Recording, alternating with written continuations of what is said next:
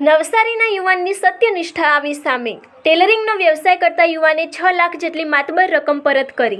ટેલરિંગનો વ્યવસાય કરતા યુવાન બેંક એકાઉન્ટમાં ભૂલથી આવી હતી માતબર રકમ। વિદેશથી આવેલા NRI દ્વારા ભૂલથી યુવાનના એકાઉન્ટમાં ટ્રાન્સફર થઈ હતી માતબર રકમ। યુવાને ભૂલથી પોતાના એકાઉન્ટમાં આવેલ તમામ રૂપિયા પરત કર્યા। ટેલરિંગની સામાન્ય દુકાન ધરાવતા યુવાને રૂપિયા પરત કરી માનવતા મહેકાવી।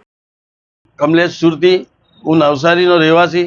ઉદ્યોગનગરની સામે મારી ટેલરિંગની શોપ છે, સાહેબ ટેલર।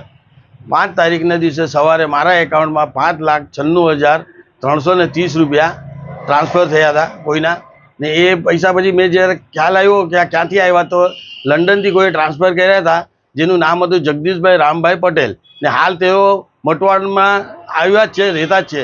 તો મને પછી ખબર પડી કે આ રીતનું પૈસા મારા એકાઉન્ટમાં આવ્યા। મેં રાહ જોઈ કે કોઈ ફોન આવે તો કરું, નહીં તો પછી મેં વિચાર્યું હતું કે બે સોમવારના દિવસે જઈને બેંકમાં ને પોલીસ સ્ટેશનમાં જઈને કમ્પ્લેન્ટ આપું કે આ રીતના મારા એકાઉન્ટમાં પૈસા આવ્યા। પણ બીજે જ દિવસે એ જગદીશભાઈનો ફોન મને આવ્યો કે કમલેશભાઈ, હું જગદીશભાઈ બોલું જ, તમારા એકાઉન્ટમાં મારા પૈસા આવ્યા છે આટલા। મેં કહું ભાઈ, તમારા પૈસા આવ્યા તે બરાબર, તમે તમારા પૈસા સેફ છે, તમે કોઈ ચિંતા નહીં કરો, હું તમારા પૈસા જેટલા બી છે તે બધા જ તમને પાછા સુપરત કરીશ। તો એમણે મને એમ કીધું કે મારા એકાઉન્ટમાં તમે ટ્રાન્સફર કરો તો સારું। મેં કીધું તમારા એકાઉન્ટમાં હું ટ્રાન્સફર નહીં કરું, હું તમને ચેક આપીશ।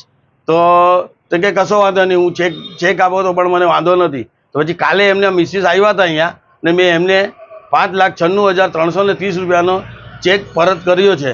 ને હું લોકોને બી કહેવા માગું કે કોઈની બી કંઈ વસ્તુ મળી હોય તો પ્લીઝ એ લોકોને પહોંચાડવા વિનંતી, કારણ કે કોણ કેવી રીતે કેટલા પૈસા કમાયા તો કંઈ સાધન હોય, કંઈ બી આપણને ખબર હોતી નથી કે એ જરૂરી વસ્તુ હોય છે। ડોક્યુમેન્ટ હોય તો ડોક્યુમેન્ટ બી પહોંચાડવા વિનંતી, પણ પહેલાં ચકાસણી કરી લેવી કે આ એ સાચો જ વ્યક્તિ છે કે એ જ વ્યક્તિ છે કે એ ચકાસણી કરીને કરવા વિનંતી બધાને।